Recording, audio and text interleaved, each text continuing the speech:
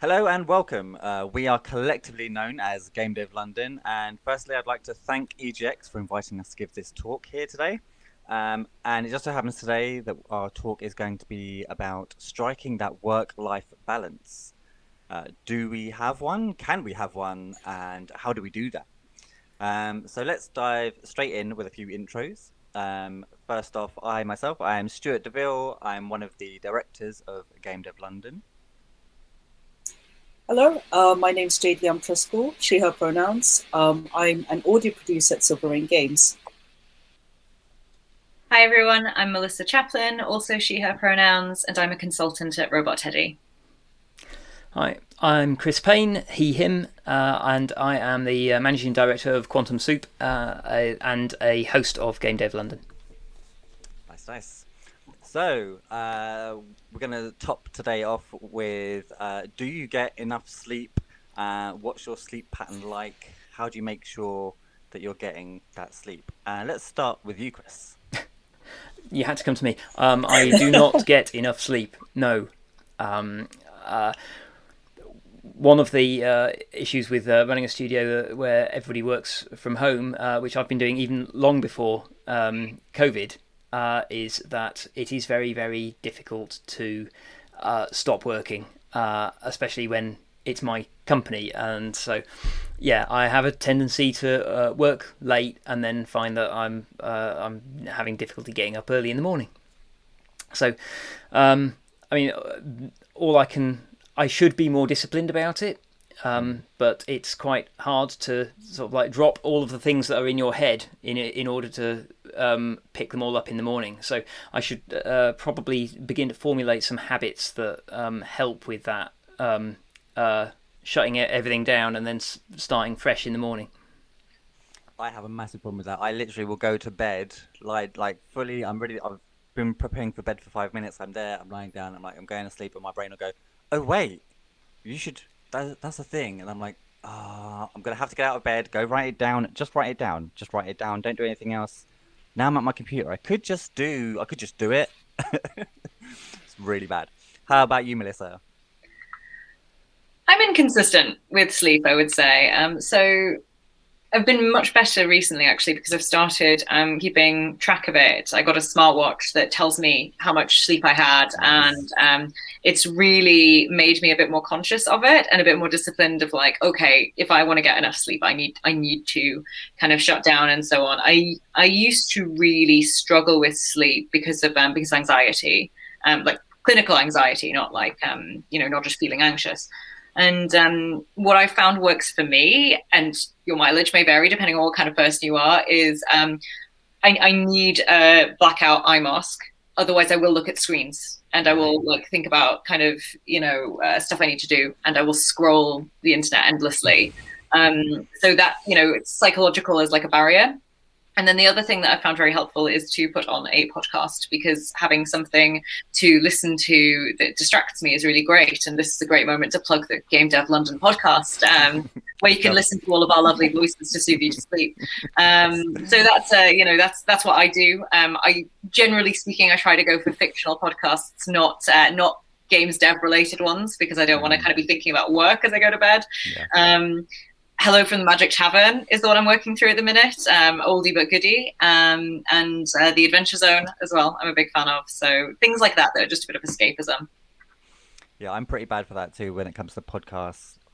Even listening to our podcast before I go to bed, I'm like, I'll just, because it's good to know how we sound to other people, and then by the end of the episode, I'm like, we made some really good points there.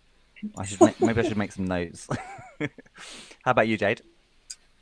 I'm actually all right. I was really erratic like many years ago, but I think I'm just gonna like plug in with the whole like having an app or like a smartwatch or something to help monitor your sleep is really helpful. There is one app that I actually use, and it's called Sleep Cycle, and I've been using it for like since my university days. But basically, it would monitor your sleep phases, so whether you're in a deep or light sleep, and then when you have like you put an alarm, and it would monitor when you are in a light state of sleep around that time for your alarm. So it would sound the alarm when you're light stage, and then you just don't feel that awful grogginess, and I'm just like, oh, okay, that's nice.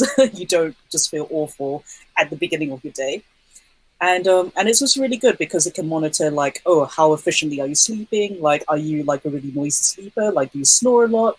And it's just like really interesting to get that data like at the end of a month or a year, or for me it's like 5 years, and be like, oh, there's a period like in this year where you just slept really awful, or like you slept really well in this country when you went to visit. I'm like, oh, okay, that's interesting. So yeah, a lot better now, and especially with working at Silver Rain, I'm definitely more disciplined with the whole 9 to 5 hours now, and it is really helpful, especially when you're working with other people on a strict kind of schedule like that. So yeah, I guess it's enough sleep. Still dealing with like, just being generally anxious as well because COVID and a lot of other things, but it could be a lot worse, and I'm really thankful that I have an app there. So yeah. App sounds like a really good idea. If I didn't have two baby boys that were also culprits in keeping me awake even last night, like my son had his birthday party today, so he was super excited last night. Getting him to sleep was an absolute nightmare. And then when he was asleep, he woke up like halfway through the night. And then obviously the baby wakes up quite a lot. So I would love to have an app. I just don't think it's going to help me at this point. So continuing on this theme, how do we try and best separate our work from play, or what? Yeah, especially when you're working a job. I'm speaking from personal experience here. I would assume it's similar for you guys. We work in game development because we love working in game development, and I would happily stay up late night with anyone who wanted to talk to me about game development. So how best do we try and, because we love it so much, how do we pull away from it? And let's start with you on this one there, Melissa. So I did a couple of different career paths before I got into games, and I was a teacher, and I worked in fashion for a little bit. And what I learned is that pretty much every job, to an extent, will try and convince you to give extra time on the basis of passion. If when you're teaching, you don't want to stay late every night after work, then you don't care about the kids, clearly. In fashion, you're just meant to be lucky and thankful to be there. So you should be doing extra work just to show that you deserve to be near expensive clothes. Games is no different. There's always going to be like a bit more that you can do. But what I've learned is that it's important to set those boundaries and not, overwork myself, because then I won't produce high quality work and it's not sustainable. One thing I found when I was teaching is that I was working an unsustainable amount. I mean, I was staying up until 1 a.m. working every day and getting up at 6 a.m. to get ready for work, routinely.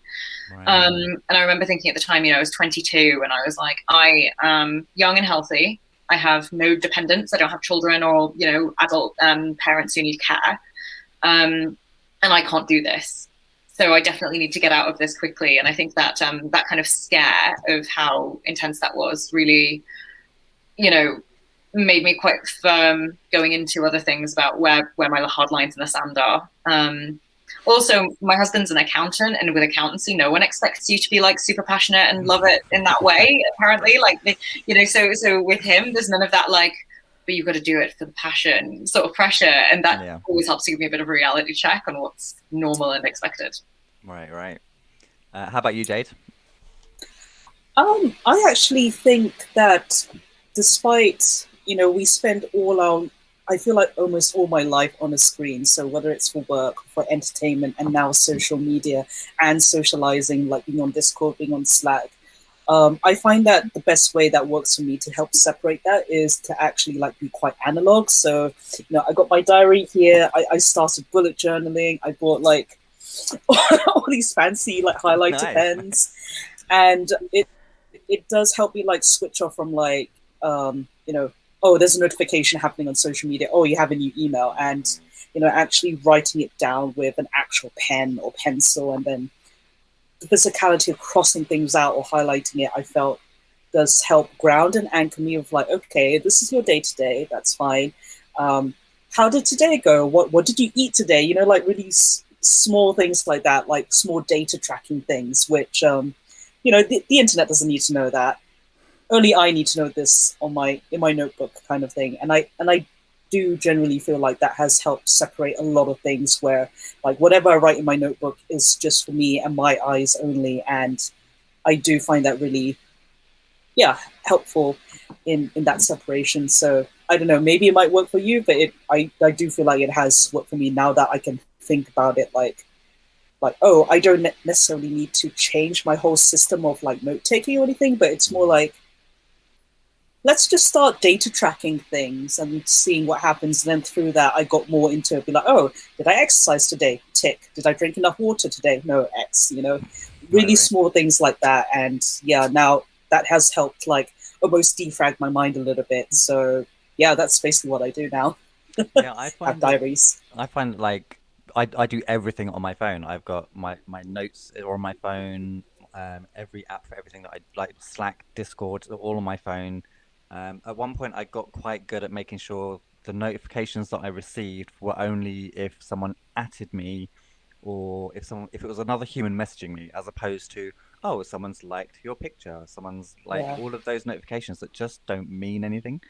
I've probably slipped a little bit since I did that, because that was like 5 years ago, and I've added even more social media apps to my phone. But yeah, how about you, Chris? Uh, the one thing that I've heard about that I have kind of partially taken on board is the idea of going out for a little walk to work before you start, even though if you're working from home. Mm, I'm not disciplined enough to do that in the morning, but especially during the summer, it's great at the end of the day to be able to go out for a walk with my daughter, and that is gives us a bit of chat time when neither of us are distracted by screens. And it also creates a kind of like a separation between me being at work and now like being with the family. So that's been quite helpful. Obviously, it's not so good during the winter because I'm much less inclined to want to actually go out. right. Yeah. Relatable. So, some of us here obviously are supposed to manage our own schedules and our own teams of people and stuff. But I'm sure we've all had experiences where you've worked in an environment where you've got a heavy work schedule. You've got lots of meetings happening throughout the day. You're still expected to do the work that you've been given.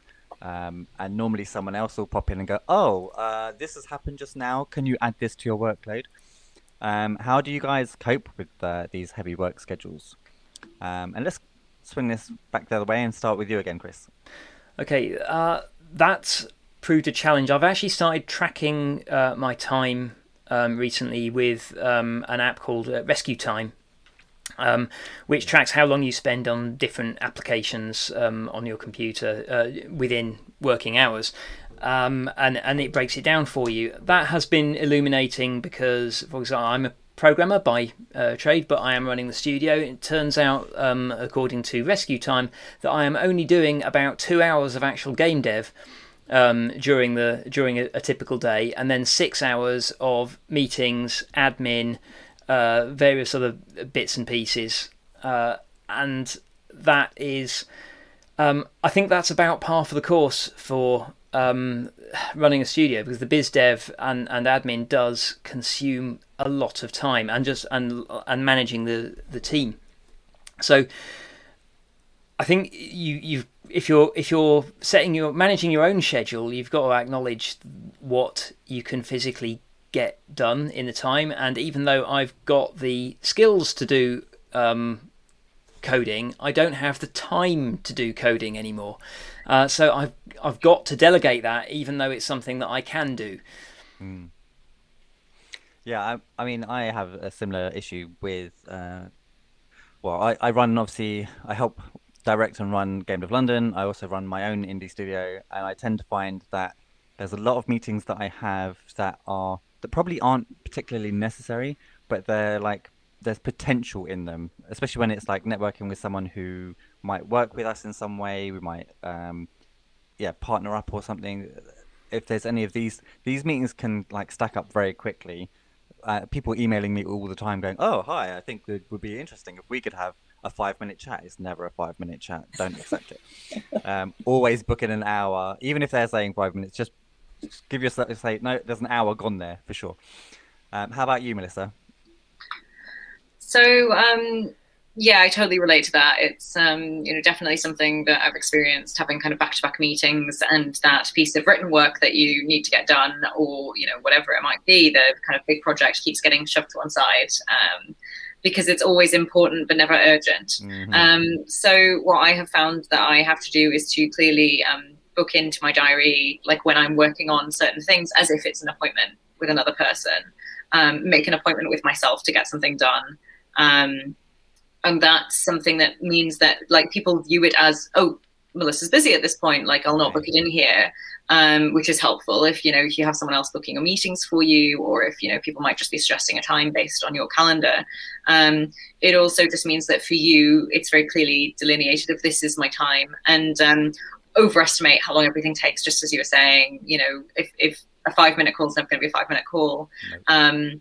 And likewise, 20 minutes of writing is never actually going to be 20 minutes of writing or coding or, whatever.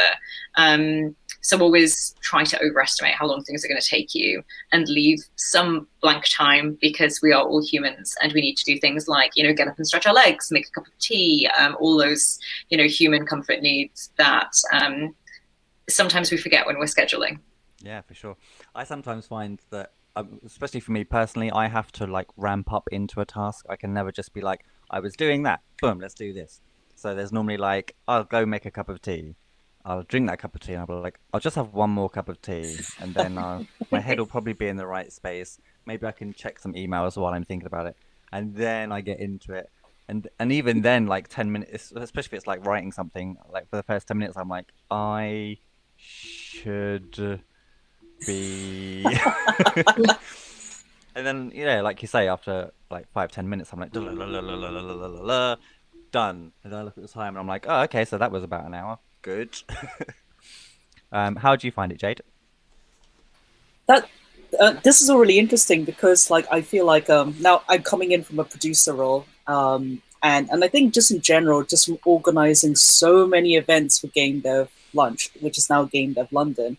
So like, coming in from the events background, I tend to just like try to document everything, write down all my questions, and then when it comes to the meeting, I try to make sure, like, we follow the agenda, all the necessary questions are answered, so it's less of a faff, because time is so precious, and yeah, you can't get that back. So I do try to help like streamline it. I try to forward plans so that, do we have action points which is ready for the next meeting, so we don't leave the meeting with like, oh, that was a good chat, and we vibe great, but I don't quite understand what I needed to do, or the action points weren't that clear. So yeah, coming in from that angle, it's mostly just forward planning, and also communication, and just making sure that everyone understands there is space for questions to happen, and then everyone walks away with a very clear image of what to do,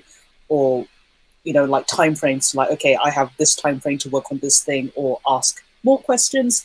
So then when we have the next meeting, it's less faff, and then it's generally more efficient that way.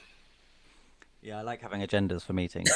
I'm not very good at writing them, but I'm very good at sticking to them when they're there. That's okay. I would write them for you. So I'm sure we've all been in that situation where you're at work, whatever job that may be, and you're having a good day or whatever, and your boss has come up to you and they've given you something which is technically or absolutely isn't part of something that will come under your role, your title. I've had it quite a few times, and in the past I would say that what I've tended to do is just be like, okay, yeah, sure, fine, like, why not, I'll just do that, and obviously it gets you brownie points, but I think for the most part what ends up happening is your boss goes, oh, that I can do that to you, okay, let's do more of that, and I end up after about 4 years leaving because that feels really bad. Have any of you had a similar experience like that, Melissa? Yeah, I mean, definitely kind of earlier jobs, that's the thing that's happened. Or people have, advertised for one job spec, and actually that's not what they need. You know, my background's in marketing. The amount of people who advertise for a community manager when actually what they need is a head of marketing is staggering. Genuinely, I read so many job descriptions, I'm like, that is not the title that you've put to that. So I wouldn't be surprised if this was very common indeed. I think that, you know, it depends on the context, and you have to kind of take things on a case-by-case basis. If someone's asking and they know it's not really something you're meant to do, but it just needs doing, and you're the person who can fix that problem, you know, then I don't object to that. If it's, though, that I have a full workload and that's going to prevent me from getting other things done, I would need to have a clear conversation at the time where I was asked and just say, you know, I can handle this, but it is going to mean that I have to deprioritize this other task, and that will not happen, you know, in that time frame, and things like that. That kind of clear communication, I think, is always really helpful. I think sometimes it's possible to kind of over egg that a bit, and you know, people get a bit impatient if you do that. But I think it's just as long as you're being kind of honest and acting in good faith.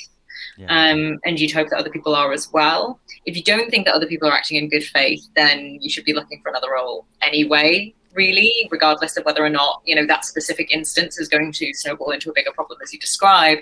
I would say that if you suspect that they're going to, you know, take advantage, then really that's everything you need to know, and you should be kind of considering what your next steps are. Much better to consider that, you know, for anyone who's like, oh God, listening to this, like, my work-life balance is terrible because I'm being exploited and I'm in a horrible job. Like, start looking before you're desperate to leave for something else. You know, there are lots and lots of places where people post about kind of games opportunities that are, you know, very active. So anyone who's feeling burned out and listening to this because they're feeling burned out, that's also something you should consider that might help. Yeah, for sure.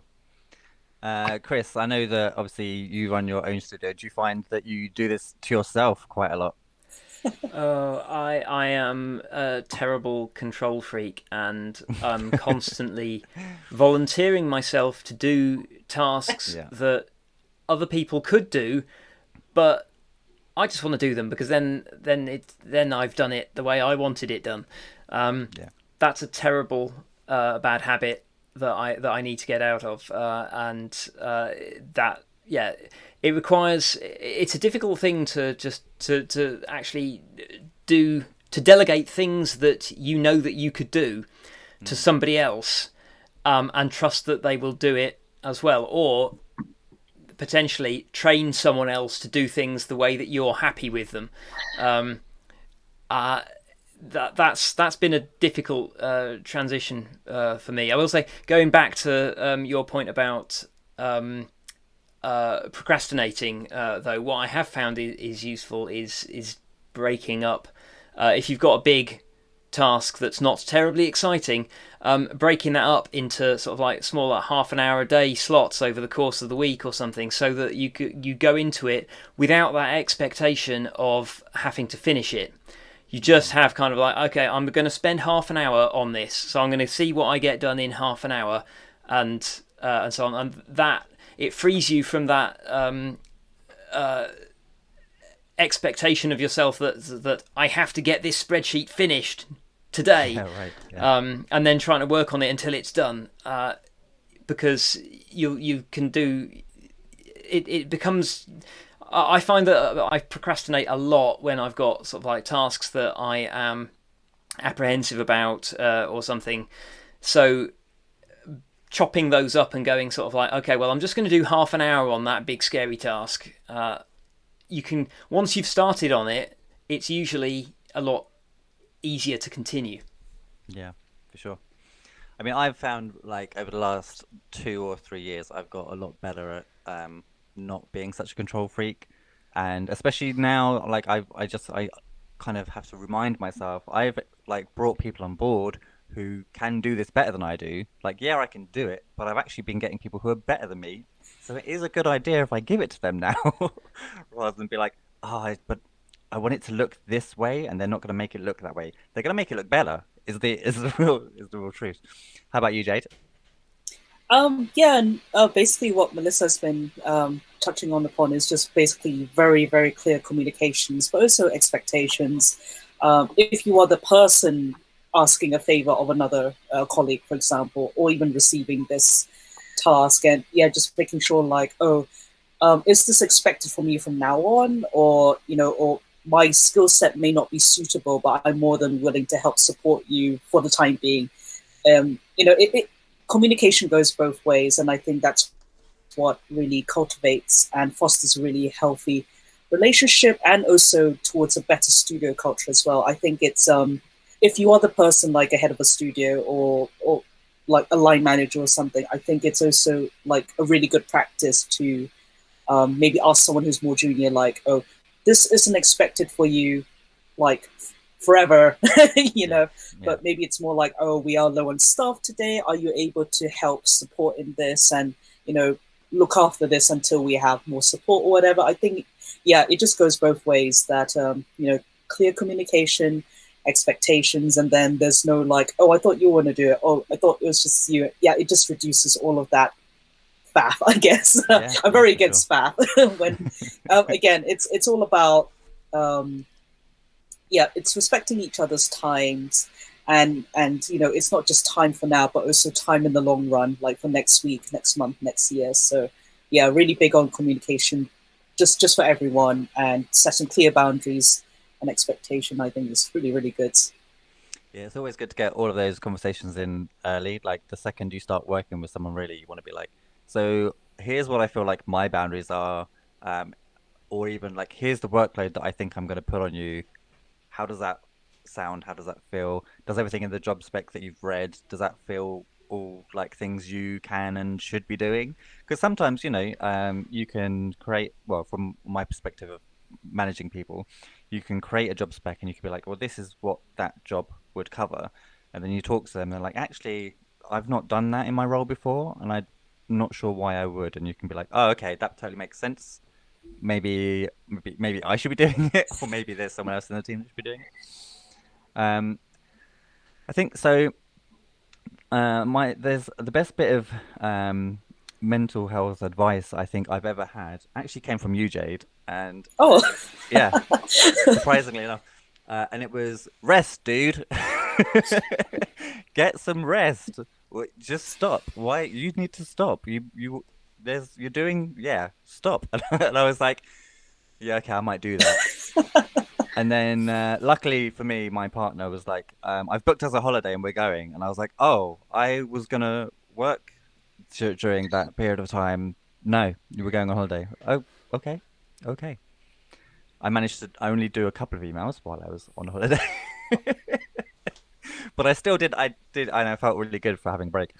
Um, so yeah, following from that, Jade, what has been your best bit of advice from someone else? Obviously, yeah, I think me telling you to rest you, I think that was a very, very special circumstance. I think it's obviously it's easier said than done. I could say like, yeah, yeah, for sure. just go outside, be in the sun, be happy, and like it's not a one size fits all. I think it's very much you need to definitely create a situation, or try to be in a situation where you are able to maybe step back Mm. and recalibrate and reassess your where you are, kind of thing, because again, everyone works really differently.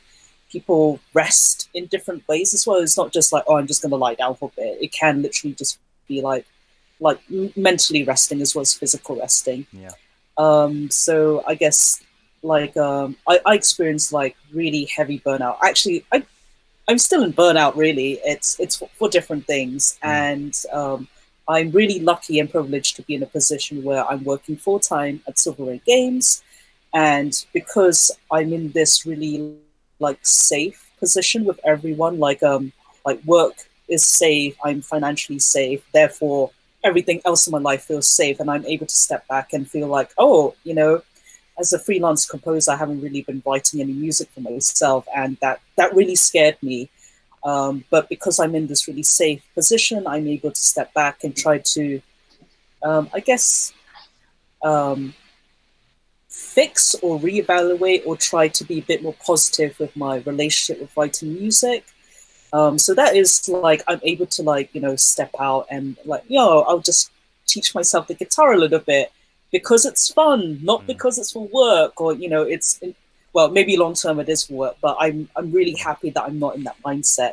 So yeah, it's again easier said than done. Like if you are in a situation where you are able to step back and work on making yourself better or healthier and all that. But yeah, that's try to do that if you can. It worked for me, so yeah. What's been the best bit of advice you've received, Melissa? I mean, I think in terms of mental health advice, it would probably be disingenuous for me to pretend the best advice and support I got was not from medical professionals. During my PhD, I got really bad clinical depression and anxiety. And I didn't actually realize how ill I was until I got the results of my kind of diagnostic back. And this is a few years ago now. I'd gone into the doctors for something totally unrelated, a problem with one of my ears, like really minor. Got into the doctors and I had a sobbing breakdown in the GP's office about just all of the stress. PhDs are, they consume your life. And almost every single person I know who's gone through one has had some sort of mental health issues to some degree. Some very severe, some more mild. But it's a perfect storm. And I was very lucky that I had a phenomenal GP who I actually thanked in the acknowledgements of my thesis. And when I did manage to submit it, I took that back to him. The advice that he gave me was that there is treatment and help available. So there's levels of burnout with work-life balance that are kind of normal that everyone goes through. Mm-hmm. There are also, points where something has become a pathological problem and a medical problem. And what I would say to anyone who feels like that is that there is absolutely no shame whatsoever in seeking support for that. There is good help available. It's not like hopeless. It's very easy when you're feeling depressed or burned out to think that that is just how life is and that's how things are going to stay. Actually, you know what? I did really well from cognitive behavioral therapy and some, SSRIs. I took sertraline for a few months and felt much better. And I feel very strongly about talking about that publicly. I've talked about it in other talks as well, because I felt so stigmatized before taking medication. I was very resistant to it, and it helped me get better. And I could have been better so much sooner and felt better so much sooner. And now I'm at a point where I'm fine and I don't need any sort of medication or intervention. Part of that comes from actually having a healthy work-life balance, which I didn't when I was doing the PhD. But also that treatment helped pull me out of a pit that I got myself into. So the best mental health advice I ever had was when my GP said, these are good drugs and you should try them and feel no shame in that. Because it worked. Yeah, I mean, yeah, you're absolutely right. I've had similar experiences in my life where if I hadn't gone to see a doctor, I actually don't know what would have happened. And yeah, the best part of that I had was going through therapy and speaking to a medical professional on a regular basis, and then just being like, you're not crazy. Like, it's just life can be hard, and here's why you might be feeling that, and just kind of like asking yourself why. I think we went through this thing that's kind of like 7 steps of why. So you start off with, I feel like this. Well, why do I feel like that? Because of this. Well, why is that? And then by the time you get like as far back as you can get, you're like, oh, this is all. It almost feels like you're being silly, even though it's completely valid and like, yeah. But yeah, getting professional help is definitely the best. Yeah, and I mean, like, I didn't realize how much I was struggling until actually quite some way into treatment. I picked up on all these things that I'd been doing that I had no idea I was doing. So even if you think it's a possibility that it might be helpful for you, definitely try it. Because I got like a few months in and then realized, this is like a really silly example, but I developed all these compulsive behaviors to accommodate my anxiety. So whenever I was out of the house, I was checking my purse was in my bag like every 5 minutes. And I didn't even realize I was doing that until I was quite some way to getting better. So yeah, if you're all concerned in any way about your mental health, please, please, please, like, use medical resources. Like, they are really, really helpful. Yeah, because I mean, as human beings, we're kind of built to deal with stuff, and it just becomes like a new normal, much like lockdown has for a lot of people. And I know that coming out of lockdown is going to be a whole wave of problems for people. because it's very easy to become acclimatized to this new situation that we're in, but it's not very easy to be like, oh, flip, let's go back to normal. What's the best bit of advice you've ever had, Chris? Well, I can credit most of my good work-life balance practices. I can credit to my producer, who is very good at keeping me honest about basically stopping to rest and also being realistic rather than optimistic about what I can hope to accomplish in a given week. That has really helped me to be a bit more honest with myself and not kind of plan to get a million things done and then be frustrated that I only got 1,000 things done. Yeah. There's nothing. I can't pick any specific thing, but there was a lot of advice that has already been mentioned, such as getting some rest, getting sufficient sleep, and so on, and that chopping up tasks into smaller pieces also came from my producer. Shout out to Jill, she's great. It's a lot to consider. It's a lot to kind of figure out, especially when it comes to work and there's so many different tasks that you have to do. It can just get on top of you really very quickly. So we're going to move on to any final closing points to wrap us up on how to improve our work-life balance. For me, I don't know. I'm probably the worst person to ask. I'm kind of very well known as a workaholic, even to the point where right now, although I'm running 2 startups, technically I've joined another one. But I'm studying a degree in UX at the same time because I just wasn't busy enough. But I think for me, in with that, making sure setting expectations correctly for each day, because I have probably at least 5 tasks from each of those things, and I look at that list and I'm like, today, no. Maybe one of these lists can get done today. Maybe 3, maybe 2 of these things on that one list can get done today, and then tomorrow, and then I just try and shift the priorities of those tasks to the top, and then some of them, by the end of the week, then they didn't happen, and they're never going to happen, and I just have to accept that and move on. Any final thoughts from you, Jade? Ooh, so my number one would always be communication, because once you communicate, then you can figure out, okay, these are my boundaries and then expectations, and then you could go from there. But I also actually think creating through communication, you can create really good systems. So for example, we all work in Gamedev London. We're still learning, but also we're trying to be better at creating really good systems so that everyone will know, okay, these are my expectations, and then you can communicate, but the system is there so that, we as the Gamedev London ship, we can still make cool things and everyone's still really happy and all of that. And then you can always walk away from it, and then you can have your own system for yourself. For myself, it's having my diary and then having my bullet journaling, and that just makes it more efficient for myself. And I can okay, mentally, I've done that thing. I can move on. I don't need to keep still thinking about that thing. So the new thing that I'm working on is not quite fully in my focus. So yeah, big fan of communication, and then through that, creating really good systems that would hopefully work for everyone. Yeah. And how about you, Chris?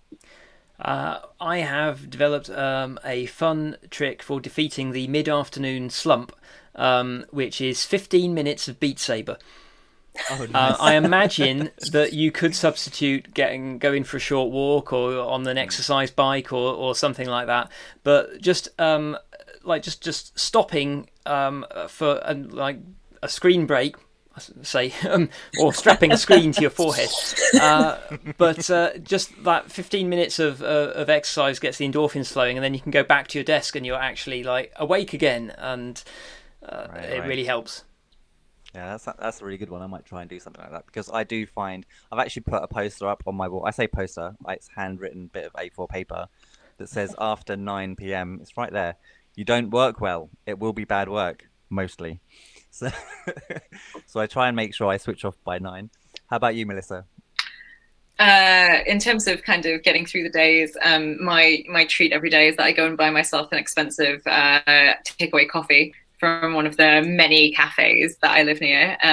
It's both my treat in terms of sugar intake and also in terms of getting through the afternoon. And then I can sit and kind of drink that at home and pretend I'm in an office, which it's a small pleasure, but it gets me through the day. I have all sorts of ludicrous coffee orders, like pistachio Spanish iced lattes and things like that. So that I recommend to everyone. No negative health consequences whatsoever. The other thing that I think is underrated, and it's often the first thing to go when people get busy, is fiction. Is such a great treatment for anxiety, for burnout, for stress.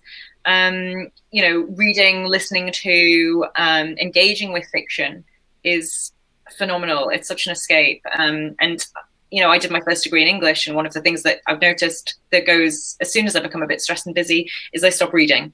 And I start to feel better when I do, and force myself, even if it's the absolute trashiest, like nonsense book that you can find, as long as it's something that keeps you turning the pages and keeps your brain engaged, it has such a great effect across the board on, so many aspects of life. So read fiction. That's great. Brain food, essentially. Feed your brain, not just your body. I like it. This just leaves me with, I'd like to thank everyone again for having us. I'd like to thank my guests, obviously, for coming along today. We have been Gamedev London. If you'd like to learn more about Gamedev London, haven't explained any of that just yet. Gamedev, you can visit gamedev.london. We're basically a game development community. We do a lot of things for game devs. We host digital events at the moment. We will get back to doing physical events, hopefully towards the end of the year. We also, amongst those events, one of those is a CV and portfolio review from a recruitment specialist. We're basically just trying to help anyone who wants to get into game dev or who is in game dev and is looking for the next step up or whatever. If you just want to talk about game dev, just come along and join us. We also have Twitch live streams, and we drop a podcast every Monday. We're doing a lot of stuff. Come and say hi. Hope to see you around. Bye-bye. Bye. Bye. Bye.